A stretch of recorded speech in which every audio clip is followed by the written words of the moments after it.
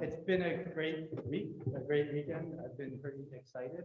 I recognize a lot of faces from the design sessions that we had. We had 7 topic sessions. We had an open house. We had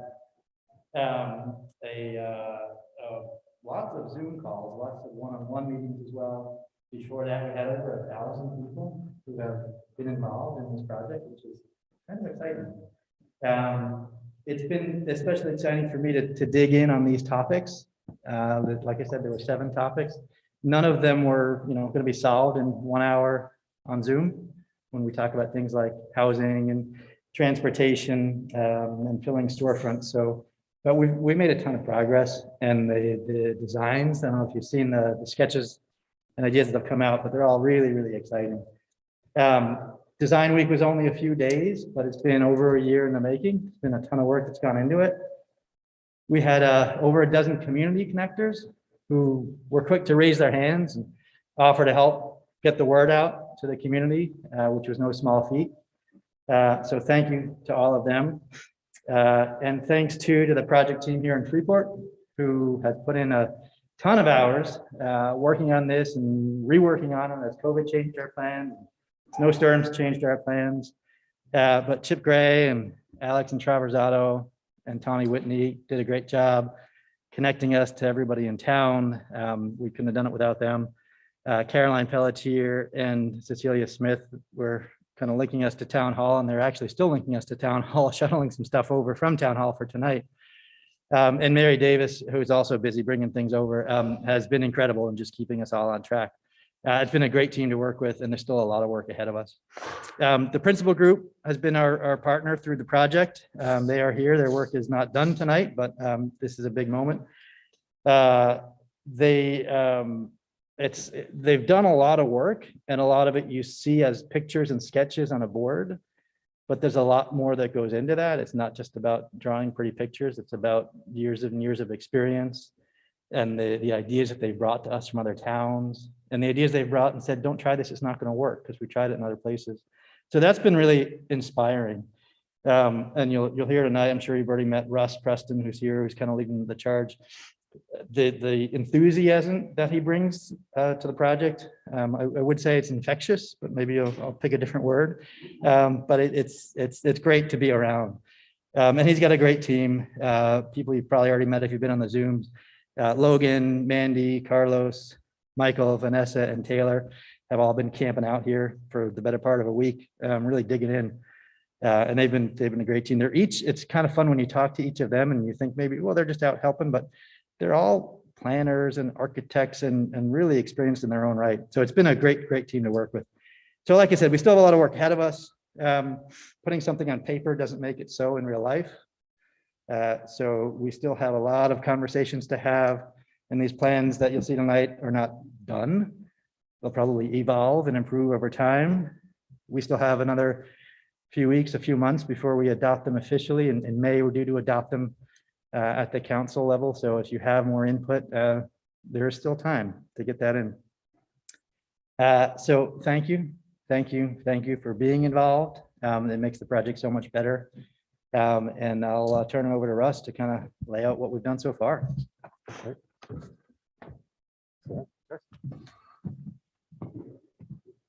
So everyone on Zoom, we've got a full house here. You should come on down. No, we, all joking aside, we didn't know what to expect when we planned this, and we thought we could fill this, or we could all be at home on Zoom. So I'm pleased to see some of you here in person, and I know there's a lot online. This has been a bit of an experiment for everyone involved. I think in the several decades I've been doing this, we've never had to bring a community together both in person and virtually. And I want to thank everyone for hanging in there and being so helpful and participating. We've had, like Dan said, just so many folks come into this process. Usually when we have these sort of focus groups, we want to go really deep on something, we get 10 or 15 or 20 people come to the table, but we had well over 60 people in some of those meetings. So just the amount of input we've gotten over the last week has been tremendous. So I want to thank everyone for that. And before we get started, this is kind of a draft. what we like to do with everyone is really squeeze out as much creativity as we can from everyone over the course of this week. Blue sky thinking, constraints, you can't do that because of this. Just trying to get everything out there and on the wall. And if you've been down to town hall, you've seen that we kind of literally have everything on the wall. So what happens next is we get your feedback tonight and online, and then over the next 3-4 weeks, we'll probably get more feedback. And then we go into, okay, well, what is really the highest priorities? And how can we start to think about how implementation happens? So tonight is really about the sort of finish of the big design drafting and sort of ideation of this. And now we get into really sort of saying, is that what we want or is that not what we want? So, it started with these ideas about how to make really quick improvements. And that's important for us because it starts to understand how your regulations work, how your businesses work together, and just the idea of putting a little bit of seating on Main Street taught us so much about all the things that are broken, but also about all the great things you have in your community, mostly the people. And I think that's the biggest part for us is how do we mobilize everyone together to move forward building your town? And it's this idea of building town, that towns are never finished. They're always changing. They're always evolving. So it's kind of our collective responsibility to establish a vision and then sort of continue to move forward. So bringing people together is as much of this process as anything. And this might not be the prettiest parklet, but it worked. People liked it. And it was the idea of let's try and experiment together and see what happens. So that I think it sort of opens your mind to the idea of change, and that downtown is it's a living place. It adapts, it changes over time, and it could be a place for everyone. So for us, it was sort of how can we establish a framework for you all that aligns with your values, and create a place downtown for young and old together. So, like Dan said, a lot of people have been helping over the course of this past year, including we're borrowing pickup trucks right now to bring these boards over. And just for everyone online, the stuff that we have in the physical world here is also on the Miro board that you can get access to on the website. So that you should be able to see that digitally.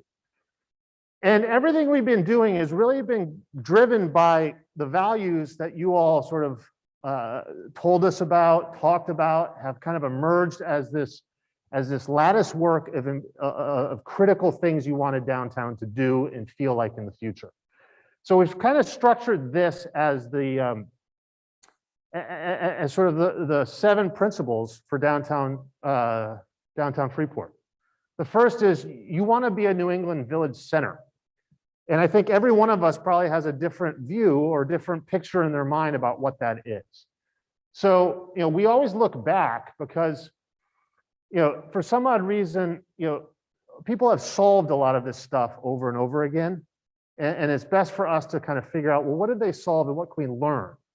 And, I think it's one of these things where, the big buildings, Freeport had big mill buildings, and taller structures and sort of a variety of architecture that to a large degree has been lost. So when we sort of looking forward now, it's sort of like, well, how can we actually hang on to that heritage if different types of buildings are going to come to downtown Freeport in the future? So when we kind of flew over this part of town and really started to look at, this is sort of Depot Street here, and this is Freeport Village Station. And we heard a lot of input about everything from vacancies to, sort of, the friendliness of parking down here and having to walk up the hill to do stuff on Main Street.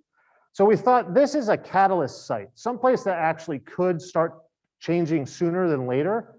It was important for us to start to look at the vision. And of course, you've got your train station here, which not very many communities have that. You're in a unique position to really take advantage of that rail access and in addition to your bus network. So this is looking at it with north up now, and just sort of so you can see the differences here. So what happens in 20 years or 30 years or a generation from now? And how can you start to create a walkable neighborhood downtown that has a variety of uses rather than just a majority of retail? So this might be what could build out there. You know, a variety of types of buildings that could all range, you know, I'll go back. You know, this is not really taking down any existing buildings. The only building we've taken down, and we'll talk about that a little later, is this building here. But essentially, we've just filled in surface parking lots. This is the retention basin that's between two parking lots now that we've turned into a structured wetland that could be also double as a park. This is, we've rationalized the sort of intersection here so that when you come out of the station, you actually arrive at a station square with a possible fountain. And you know, we put the skateboard park here because that it seemed to work well there last summer. But the idea here is that this could be a real arrival point. And you already have this very iconic hose tower there as well. So you sort of have this really interesting anchor that starts to connect you up to Main Street. And then we've lined both sides of this street now with structures so that you actually get front doors and possibly people living on the street. And then Depot Street could become a sort of fabulous residential street with these stoops and front porches, tree-lined street parking, and something that people could stroll along as they go into town or walking around town. Now, the reality of kind of building residential in this area is, what do you do with the surface parking? So a number of these buildings will probably have their own parking, whether it's tucked under or it's behind, or you could start to develop more structured parking that is lined with things that are either residential or other things that contribute to your downtown. And that's an expensive endeavor. So, you know, as we're looking way long-term, that might be later phases, because we think you have enough parking right now that you could share those uses over time and that things can evolve. And eventually you might need to provide some infrastructure that actually is oriented towards the transportation system like this garage. So this is sort of one sort of section of Depot Street. The other thing we've done here is there's a sort of right of way, a little sort of easement that could actually create this central sort of plaza or central performance space, outdoor performance space that Meeting House could program or partner with. And this connects Depot Street through for pedestrians and could create a new venue for the performing arts in downtown. And this sort of anchors this sort of idea that you have these interconnected courtyards throughout downtown, you know, going up to Discovery Green. And then this also connects over into Town Hall, which could be rationalized as a real sort of wilderness park. And that sort of connects to the heritage of that building being a school.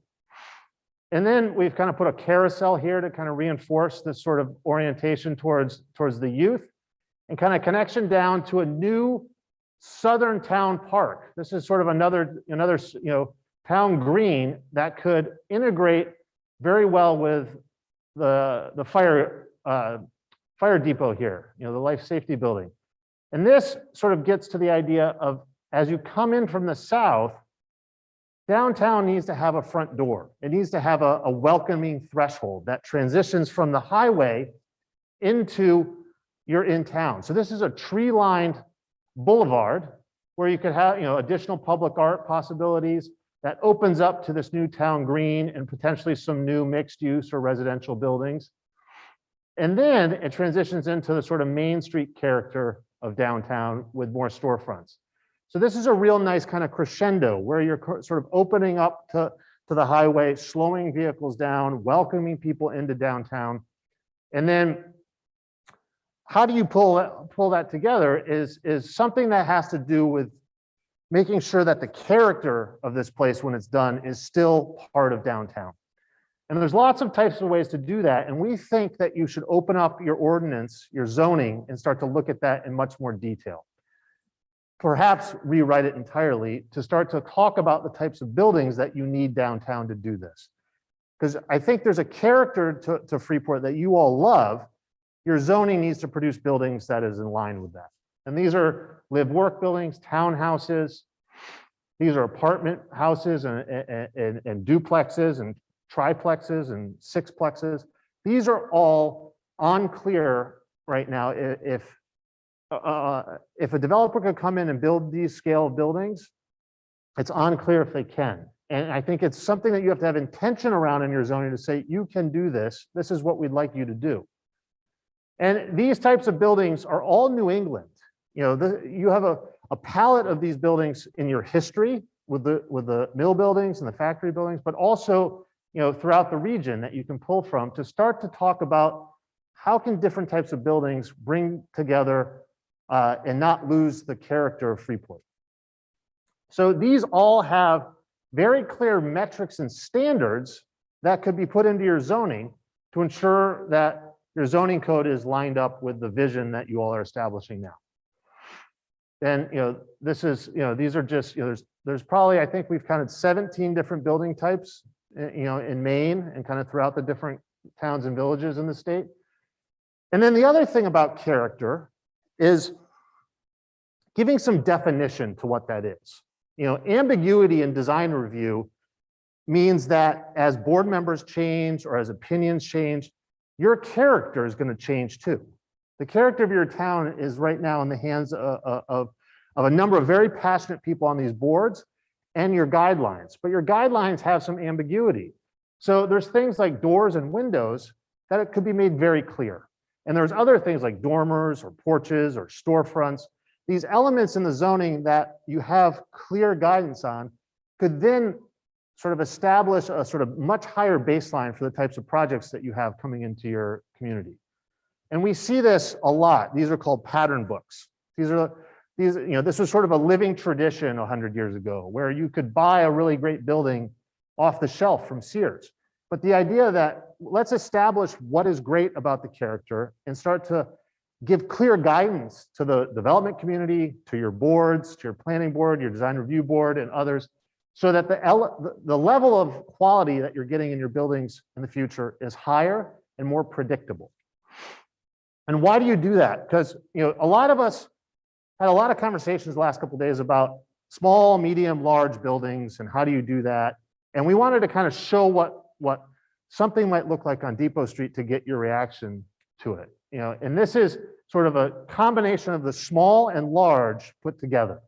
And why did we do that? We started to think about, well, the small, everyone liked the variety of scale, the thinness to the buildings, the front porches, the stoops, this sort of variety on the street. But when we were looking at the economics of how, you know, how it's working right now in the market, which, you know, there's cycles in real estate, but it's tending towards the large. So that's a sort of tension that we're seeing. People want to be able to, you know, build 60 units at a time, where the small is building 4, 5, 10, 20 at a time. So how do we actually develop a character that's sympathetic and part of your larger pattern in downtown, but is aligned with a vision that makes it feasible? So this is thinking about Depot Street really as a residential street with lush landscaping, tree canopy, and someplace that people would like to walk into town on. So we talked about why downtown, why we started all of this, and it was this issue of vacancy, this issue of what's going on with national retail, and the sort of strategy you've had as a downtown, as a shopping destination, and how do you start to become something else?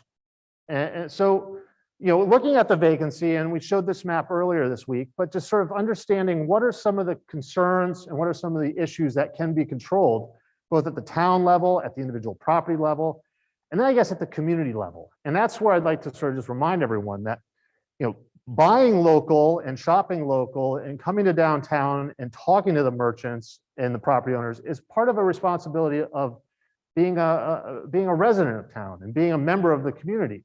And I think this is really important because, you know, if you're telling everyone that you really need this type of store and you're talking about it, that's going to spread. And that sort of human conversation about what people want in town can start to affect how things change. And I think that's, you know, that's important because, you know, some of these landlords are just trying to rent space. And it's very difficult right now. Your vacancy has gone down, but it's still, if you could deliver some ideas and say, well, go talk to this restaurateur or his, you know, this cafe or these types of things, sparking these conversations and this buzz around how downtown really wants to be a place that's unique, starts to help sort of create that.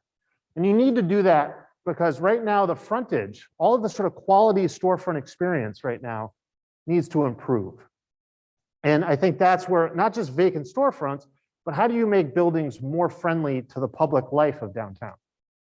So we started, kind of talking about this, a number of months ago, with CVS really functioning as your corner store, your soda fountain. And the thought was, let's make sure it's comfortable and it's pleasing to the outdoors and to the people walking up and down that street. And that's sort of an idea that we want everyone to kind of remember, this idea that you can just stroll through downtown. So we started thinking about how do you actually do this? And this is sort of a complex thing that we wanted to try and diagram for everyone. But so right now we're sort of working with the town of Freeport, working with all the various sort of entities that are connected to the town of Freeport. And I'm still not clear who's responsible for helping lease downtown. So there's a communication issue between all of your various departments and your various organizations, and they're all incredibly energized about helping downtown. But I think what has to happen is and we just called it Be Freeport. It's this idea that Visit Freeport is for people from out away. You need something else that's for the people who are here, who are being in the community and part of it. So we just said that, okay, there's some type of structure that needs to be established that can recruit new tenants for downtown, can program the various spaces around downtown, and can communicate with all these other partners, both LLBs, the other merchants, the other entities and organizations in town that are also doing programming, so that there is a unified network of what's going on and where we want to go in downtown. And this could be funded through a business improvement district or some other type of structure, so that this can help move everything forward. So why do you want to do that? Well, a lot of folks said, our signage ordinance needs to change, and that there's sort of these little things in downtown that are sort of thorny issues. And I think having an organization that is looking at the long-term vision and helping move all of the various businesses, property owners together around the sort of strategy to improve the Main Street experience could help make these little changes more feasible. And I think the organizations that have been involved are still very passionate about it, but it's not their single job. I think that's the difference, is you need someone who's thinking about Main Street and thinking about downtown every single day. So why do you do that? So this is another kind of bubble diagram. And this is a complex issue that we've spent time sort of talking to a number of you about, but it's the idea that public life, what we've been calling a street to stroll on, that public life sort of feeds our soul. It's, we want to stroll down the street, see what's going on. And there's great streets all over the world that this happens. You just sort of walk, well, what are you doing on Saturday? I'm going to go walk Main Street and see what's going on. So that type of environment, that creates a lot of other opportunities. When you do not have one of those, though, then you're not exposed to these opportunities. The first one, though, is that, okay, if you have a street to stroll on, businesses might want to locate here, right? You're a popular place. Now, what you've been having happen is national tenants have been the tenants du jour. Those are the tenants that people have been recruiting. And we think a lot of the landlords, are shifting this because of all of the things that are happening in retail. But if you want local businesses, you've got to make sure that they're recruited, because local businesses are harder to deal with than national tenants. National tenants are creditworthy. National tenants have their own leasing brokers. It's a very transactional thing that lots of real estate people are experienced with. Local retailers are not. They're worried about making their cupcakes, and they know nothing about fitting out a store. So you need to have someone to help sort of bring them into the Main Street, help them deal with the issues of space, help them deal with the issues of leasing. So you have to actually actively do that. And that's where the sort of Be Freeport organization comes in. once you've sort of established that, then it's like, well, why do the landlords actually want to lease to those local businesses? I've got 5,000 square feet. I just want to find a 5,000 square foot tenant my bank will be happy with. I want them to pay the rent every month. And it's a very sort of simple thing when you're dealing with national retailer. And I'm being a little bit facetious here. You know, these are all very complex, but it's the idea that if I want to get local retail, it might be 5 1,000 square foot tenants instead of that 5,000 square foot tenant. So now I'm dealing with 5 separate tenants, 5 separate businesses, 5 separate operators. None of them might be credit worthy. The complexity of that from the sort of operating standpoint is difficult. So how can we help move the tide where that's the preferred way of doing business in downtown, because it actually starts to make things downtown work even better. Instead of, you know, a 60-foot wide storefront with 1 tenant, you've got 3 tenants, each in smaller storefronts. So you have the variety and the sort of aspects of the quality in Main Street start to change. And this goes back to needing, okay, so if the landlords are on board and they actually can start to address those issues of they might not be credit worthy, they might not have operating capital, it might be all other ways to structure it. So the preferred way to go is with local tenants in downtown. Then it's sort of making sure that your placemaking, you're actually programming those spaces. And LL Bean does a fabulous job. You know, the Visit Freeport does a fabulous job. The events you have downtown is great. I'm just challenging you to do more of them at the same time that are coordinated, so that the net effect of that is even more. Because if every 4th storefront someone walks by, they can only see in Freeport, they're saying, well, that's really interesting. I see a lot of unique stuff in Freeport. If every 10th storefront is something you only see in Freeport, then it might not be that memorable. So I think you need to start to think about how the number of storefronts you see in Freeport that's unique is higher. Is it every 3rd storefront you walk by? Is it every 4th storefront you walk by? What we've sort of seen over the years is that it's a 3rd local, a 3rd regional, and a 3rd national. That's sort of a mix you want. And why? Every 4th storefront is something new. You get this sort of variety that happens. So, and then there has to be a feedback loop. The residents have to help. They've got to go to the restaurants. They've got to buy their Christmas presents there. They've got to do things in downtown. And a lot of you have told us, oh, I don't go downtown in the summer. Well, that's a bummer, and we have to fix that. Because if you want local retail, locals have to shop there. So there's got to be a feedback loop that keeps this going. And the residents then tell friends, and their friends come to the street to go for a stroll. And this whole thing goes and goes and goes. So you need to start that flywheel, because right now you don't have it. You know, just anecdotally, the handful of conversations we've had over the last few days, it's difficult to open a store. It's difficult to open a restaurant. It's not difficult, it's mind-numbingly difficult. So you have to change that, because you're not going to get local retail just saying you need local retail.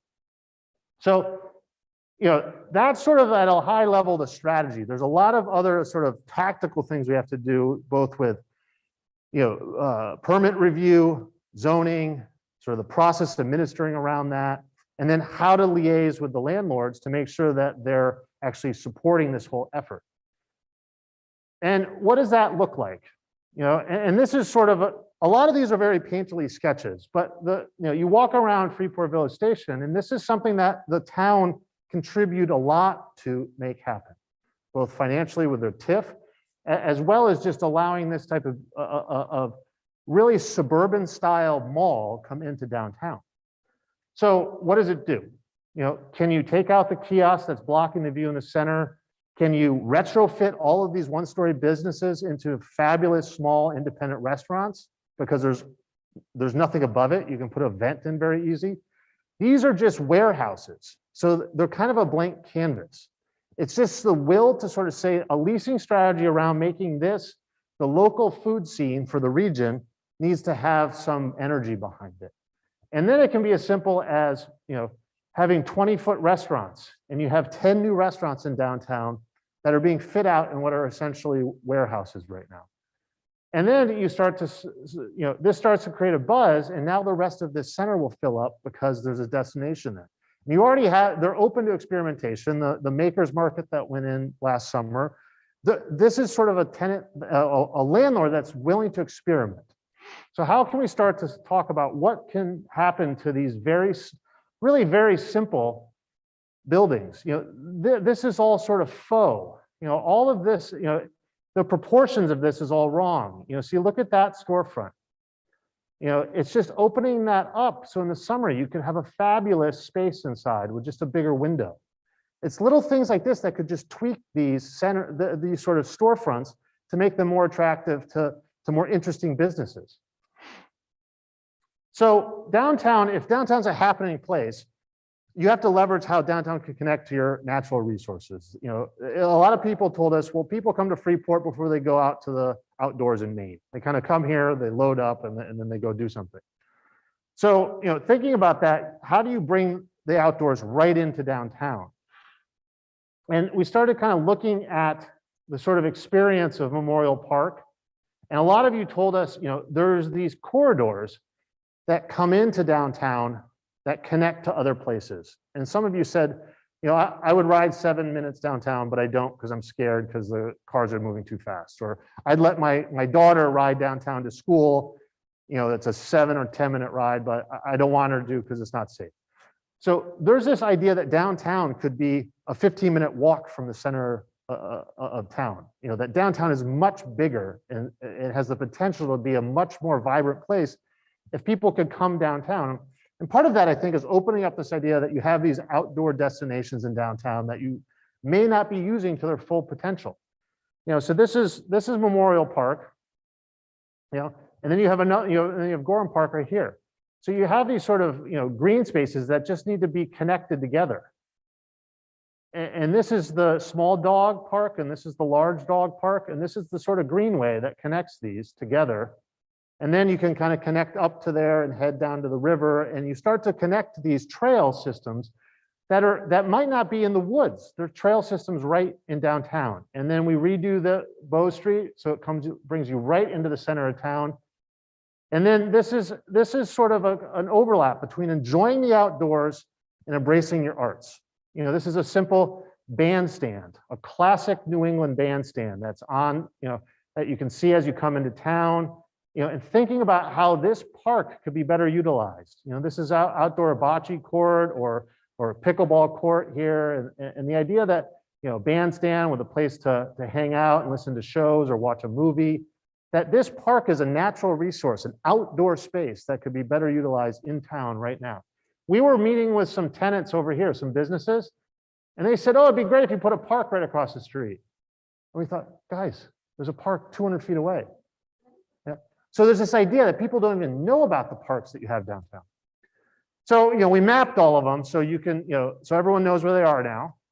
And it's this idea that this network, this is what we showed the other night. And there's these new connections that have emerged in the literally last 24 hours. And I think as we start to build this network of open spaces from the very small tweaks about just, where do we want to prioritize putting in street trees, and how do we tie things together? That will then be informed by this much bigger network of trails that extends out into the neighborhoods, into Hedgehog, or down to all of the sort of natural wonders that are around Freeport. And this idea is sort of, we talked about a little bit earlier, is this idea of these new center block experiences that are connected. We've seen 2 of them now. We know that this one is already fabulous. So how can we start to develop these sort of cross weaves, these sort of green spaces that weave through downtown that are all interconnected through tree canopies or little linear parks. And that starts to connect out into the larger trail system and cycle system. And then, I've heard this from a number of you. Where's LL Bean? I'm here to go to LL Bean. I'm in downtown. And they could be standing right in front of it. They don't know it's right there. So there's this idea that wayfinding and just getting around has to be fixed, but it's not just signage. Signage is a helpful thing. That's something that is convenient, but that has to be sort of a background element. Landmarks, the idea that when you orient yourself traveling through downtown, there are these picturesque moments that you say, oh, go down there to that square and then turn right, and that'll take you to where you want to go. There's these things that the community can do that are architectural and civic in nature around orienting you to downtown. It's not just about signage and good lighting. That is something that comes in addition. No amount of signage, you've tried all this. I think it's sort of, it has to be part of an integrated approach to placemaking in downtown. And then it's about access. A woman shared this with us in one of the focus groups. This is the access map in Seattle that rates every face of every block about its ability for different folks to travel along. It's a fabulous tool. Why don't you have this tool for Freeport? Not just for downtown, but for the trail systems and the bicycling trails and all the things that could support both your young folks and your old folks and all abilities, so that they're informed about, well, how do I get outside and how can I get to a trail that I know I can feel comfortable doing? And we sort of thought, there's these trail systems maps. So this could integrate and bring everyone to downtown. That's the trailhead. And that this map is sort of about all the people in Freeport coming together around this. Then you sort of talked about how to bring nature to both the wellness side of being outdoors, not just going for a hike or going for a bike ride or a kayak or, but how do we bring food and sort of bring that food system to light and have more community gardens in town. And, this sort of got us thinking that that's great for 3 or 4 months out of the year. What happens the rest of the year? So we want to challenge Freeport to start to think about themselves as a 12 months a year place that enjoys the outdoors. And I think with the pandemic, we've all experienced more and more of this, but I think it's looking to other places like Canada and other parts of Northern Europe, where you see these wonderful things happening year round. These wonderful sort of art pieces, these wonderful sort of experiences that are in -10-degree weather. And it's sort of this idea that we need to sort of come together to let our downtown thrive year round. And this might have been sort of inspired by the Olympics, but the idea that you have these sports that this could occur on a square downtown. Like, it doesn't need to be outside in the sort of wilderness of the countryside. This could be something that gets installed in the new town square every winter. So the Memorial Park, this is I think a great opportunity for downtown, because it's an open space that we've heard from you needs more love and needs more care and more potential. So this is the sort of Saturday afternoon dance, with the bandstand and the the sort of local musicians, and this is something simple that could happen right now. This is something the town controls. It's it's something I'm sure you could. This is maybe a fairly neoclassical inspired bandstand, but I'm sure you could figure out how to try this, just like you tried the parklet and the hot dog vendor and the, try these things, see if that's in the right spot, see if it's big enough, does it need to be smaller, and then you could start to kind of organize around these activities and figure out what else needs to go in this park. And that has to do with making sure you're motivating everyone together, because the community is the one who's going to actually make downtown and make Freeport in general more sustainable and more about the sort of addressing the climate challenges. So thinking about that in more detail, we just can't help but look at all these parking lots and all the sort of fossil fuels and all the sort of single occupant vehicles and all the sort of transportation systems that Freeport has sort of fallen into, just like a lot of other towns have. And we think that you actually have these great bones, these great streets and these historic buildings, that you could start to pivot away from that system and create a more sustainable environment where walking is the default. And you start to think about your transportation system much more holistically, meaning that rather than driving over here tonight, we all should have walked. That idea that walking and biking is more convenient. Not because it's more environmentally friendly, but just as humans, we're lazy. It's just more convenient to walk down there than to get in the car. So there's this idea that our built environment has to sort of directly align with our values, And your values over the years has been, we need to have parking as close as possible to the store at the expense of our downtown's community. And I think that you've told us that needs to change. So this is a sort of build out, kind of illustrative vision for this section of town. And we've talked about, you sort of just orient everyone. This is Meeting House. This is the sort of, the sort of parking plaza that could park, when nothing's going on, but then they could have a great outdoor show in the summer. And this idea that, pulling together a cultural district here, a kind of cultural market district, with the Preservation Society and their courtyard, with what ACAF and Meeting House is doing, what the lawn in front of Town Hall could be doing. This could actually connect to some town property and pull together the school into this as well. So we have a linear park coming through here. And this is a market hall. This is where you have your farmer's market outside, your antique market, your car show, your boat show, your outdoor paraphernalia show. This is a shed that has solar panels out on top of it. So you see all these solar panels going, in parking lots and all. Well, don't just put the solar panels up. Put something that you can do other things under when you put the solar panels on. And that sort of anchors this area with enclosing it with new buildings. So you have a little market district here that, the Preservation Society has a parking lot out back that they might not need. Well, that's a sort of, possible redevelopment site. The town has some land here that they could build a parking facility to start to allow more smaller incremental development to occur. Smaller buildings that might not be able to have their own parking could go here. So you have a park once idea that the town starts to facilitate around that. Where, if you want to build a 12-unit apartment, but you don't want to build parking because you might not be able to afford structured parking, well, here's a parking bank that could serve a lot of buildings downtown. And then this is lined, and this was not our idea. Someone brought this up in one of the focus groups. I thought it was incredible. It's a vertical farm. It's this idea that this parking lot could become the sort of, keystone for your position on sustainability. That downtown is about productive food. It's about productive markets. It's about people improving the environment. And, it could have these fabulous spaces that in the summer, it might look like this, or in the winter or off season, it could be parking too, just with solar on the roof being productive. And this is the example that someone shared the other day about the vertical farm. And this is, a lot of people line these parking structures with residential, other uses. But I thought this was really interesting because it's, it's something that, at night, it just glows. It looks fabulous with all the greenery in it. And, and then start to think about how you can use the other facilities you have in town complementary, so that the winter might still be here and the summer might be somewhere else, and vice versa.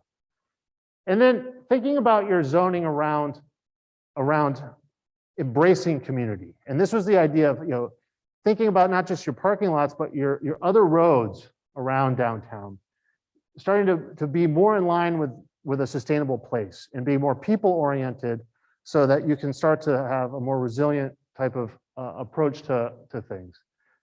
And there's lots of frameworks for this.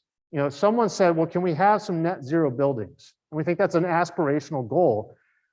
You've got to start to step up to that, where that if you want net zero in downtown and you want to be a net zero community, there are lots of other frameworks, around how to start to build a plan for sustainability and to address climate change that might have net zero as part of it. And I think that's the sort of holistic view. Downtown could start that, and then that could expand and build to larger places around the community. So when you look at this street, you start to think about how can downtown really be a sustainable place? You start to say, well, you have to have these sort of, these opportunities where you've got, you're taking something that was not sustainable and turning it into something that is sustainable, and your values are out there in the physical world. So you have, this market district that could also be parking underneath, but it's also solar producing power for downtown. And you've got your centralized sort of park once facility that's also producing food for all the restaurants downtown. And you can start to think about, how you can make a more sustainable place with the facilities that you may already need in downtown to begin with. So then you start to think, okay, well, how can we support not just the sustainable aspects of town, but also the arts and culture?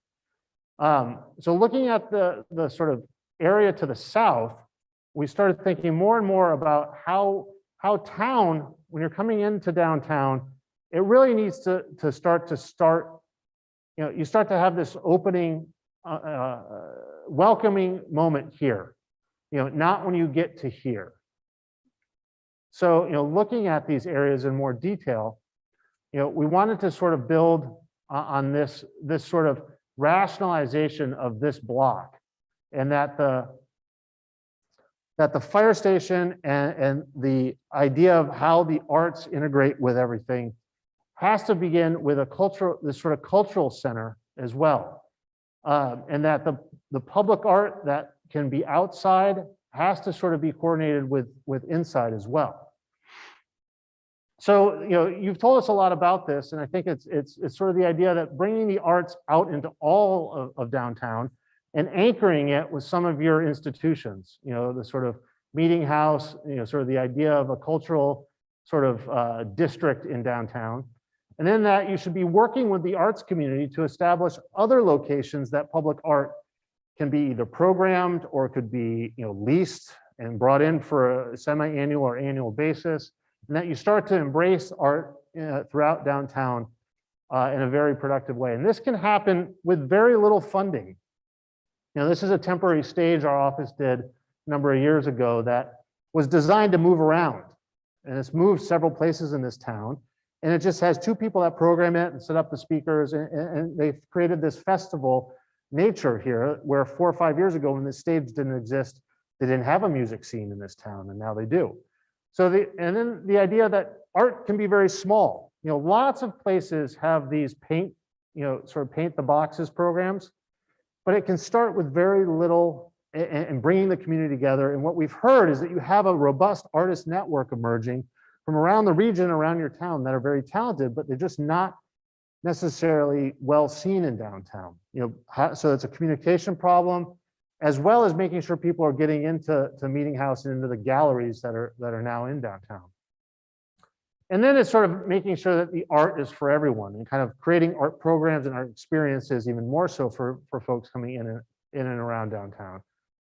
And then involving the kids. It came up during our conversation about, how do we get the teachers involved? And the mention that the teachers are very overworked and have a lot going on. So it should be flipped around the other ways. How can downtown help the teachers? How can downtown be a place that when kids come and go from school, they're learning about the importance of art just by the nature of the character of downtown? Look at that brand new sculpture that just went in. And then the art teacher can talk about it in class. And it's sort of starting to create an environment that opens up children's ideas to being curious about art and being curious about culture and being curious about performing and all of these things. So that opens up this idea. We have to make downtown about everyone and every ability. So we showed this video, and I'm showing it again for folks online who maybe didn't see it, but the idea that when you start to think about how people access their environment, we've designed our streets, and to a certain degree, our kind of way we get around towns and main streets, we've designed it in a way that's very limiting. And I think if you slow everything down in these places, you can actually have these fabulous sort of dance. Look at the little kid popping up. There's sort of this idea that if you can change the public realm to support this sort of dance of downtown just through good streetscape design or good urban design elements, that then you can create a very pleasing place to hang out, and you can create this sense of wonderment that would inspire and not only be a nice place to spend time in, but also be universally accessible for folks with all abilities. So, this idea kind of emerged as sort of a way to start to think about the streets in downtown, in particular Main Street. And I think looking at the sort of conditions today, and we need someone to help solve us. Which way did the masts come into town? Do they come in this way and turn the corner, or do they come in this way and turn the corner? So the idea that this intersection has a really interesting heritage, And that, it was a kind of meeting place. This is where the stagecoaches stopped, where the, sort of that was the center of town for, for a long time. So the idea here is that really start to think about how to improve the design of the street on Main Street so that it feels more like a place for people and less like places for cars to move through. And then along those same lines, if you're going to slow everything down in town and you want to create that as a sort of this dance of public space, how do you tell people that's what you should be doing? So when you're coming into town now, this is sort of, you're still on the highway, and maybe you're starting to feel like you're in some place that you should slow down and pay attention to pedestrians and cyclists. And, we think town should actually start, being in downtown should start up here. And we think it should because, working with some of your cycling and trail advocates and the Complete Streets Committee, they reminded us that this bridge, might be getting a 12-foot wide multi-use path on it and design starting this year. So this is a great opportunity for your community to start to rethink this whole section of downtown.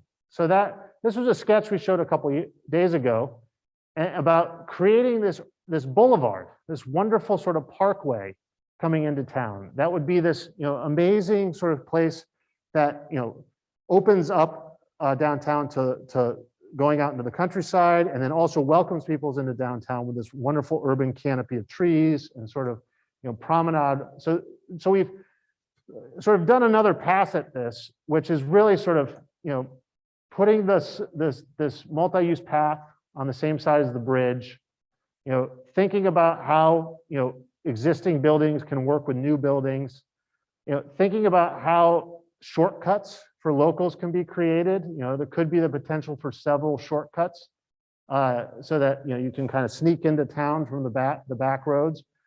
And then the idea that this could be a series of really fabulous, structures that have these great grand front porches that sort of open up down to, town into the parts north and northwest.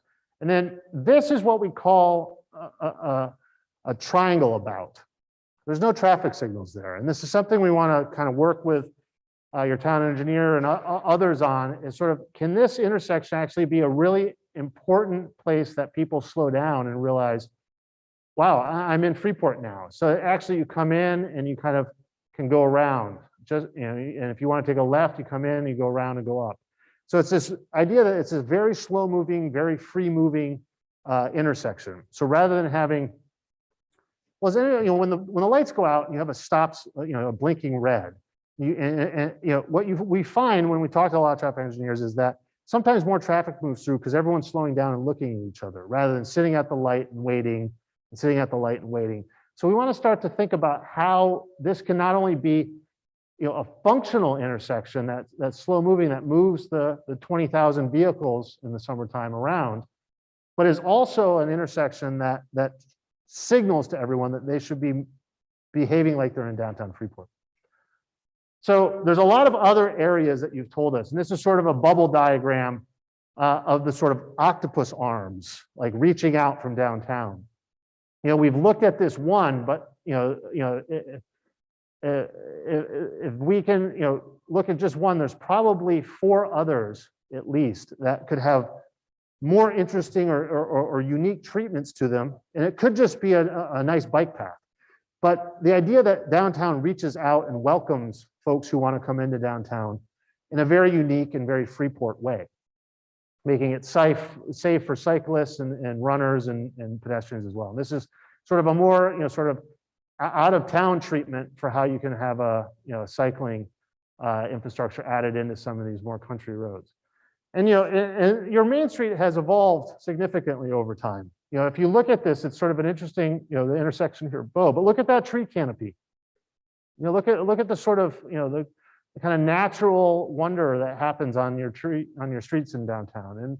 And, some of you mentioned, the sort of, the history of that and the, and how it evolved, but it's sort of this idea that, the downtown, your streets had a lot of different character over the years, the trolley tracks, coming straight down. So for us, it's sort of like, how can we sort of peel back the highway from downtown and think about what kind of people street you want down on your main street. You know, this was a sketch we showed the other night about sort of a universal treatment, you know, sort of the universal street design where, you know, if you're in a wheelchair, you can sort of stroll right across, you know, all of the cars are moving, you know, 10 miles per hour. You know, if I'm shopping and I want to go from one side to the other, I can crisscross safely. You know, that driver is going slow enough to see that child on their bike. This idea that there's this sort of dance of human beings on the street, not necessarily a car, a truck, a bike, it's human beings.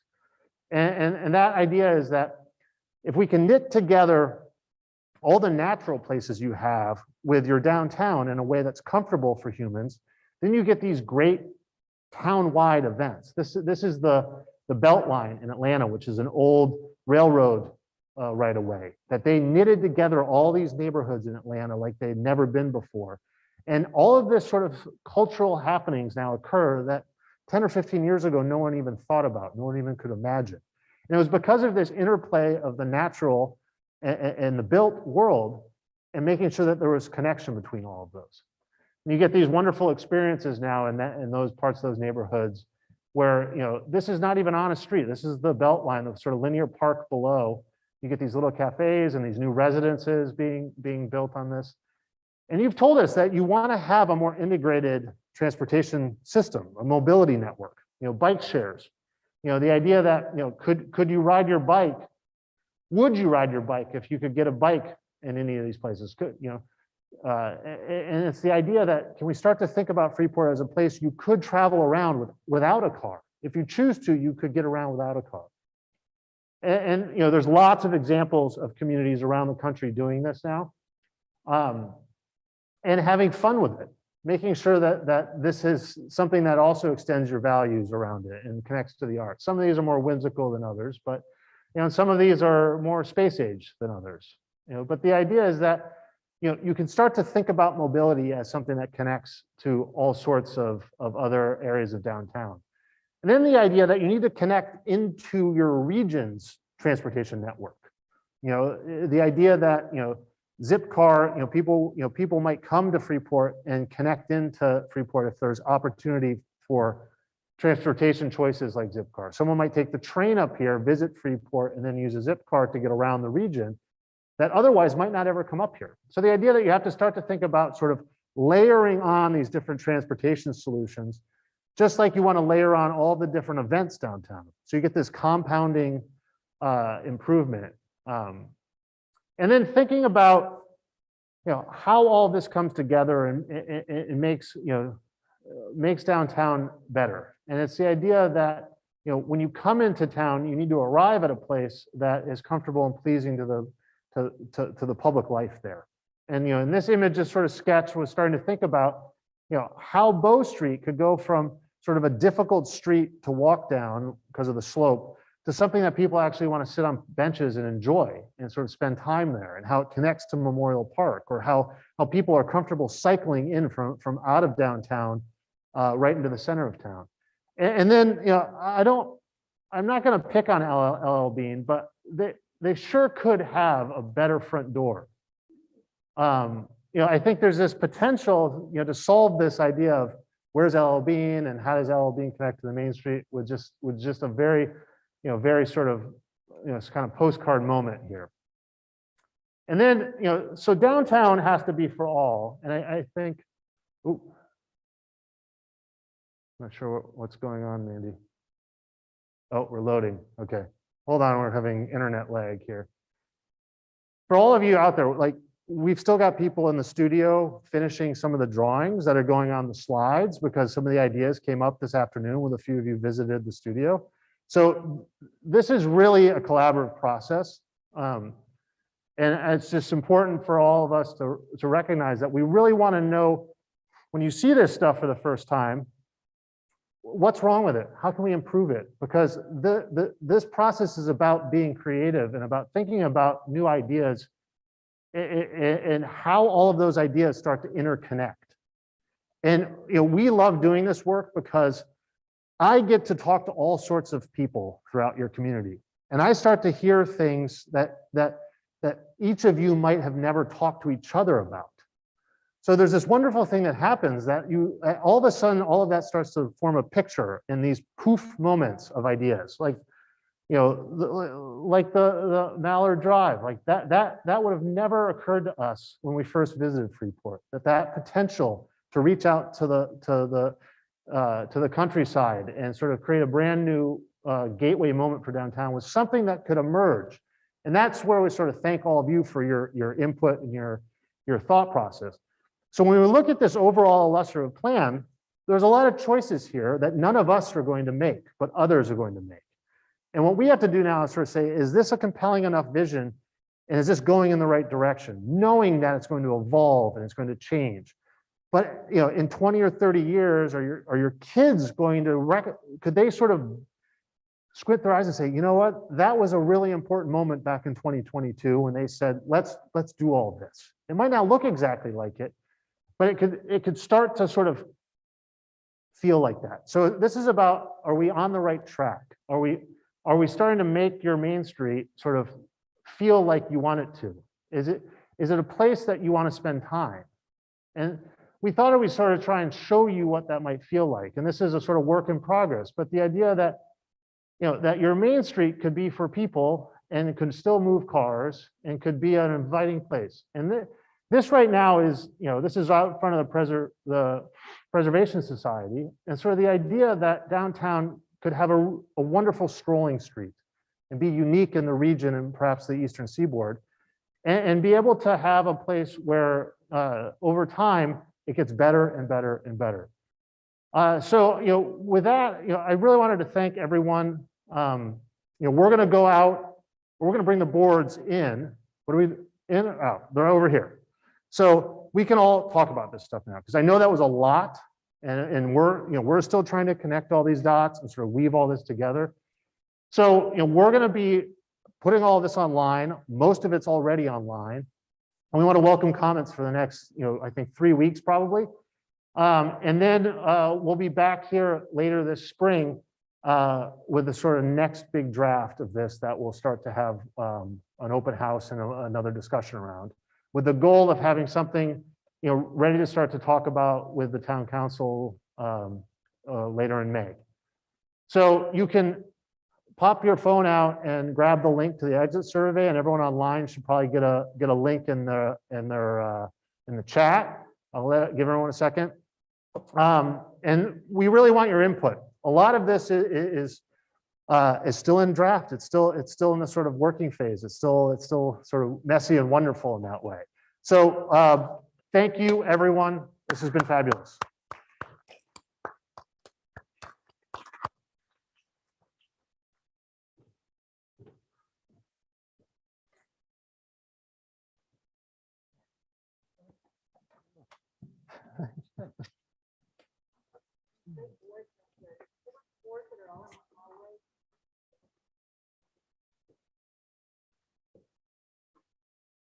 I don't know how to turn this off.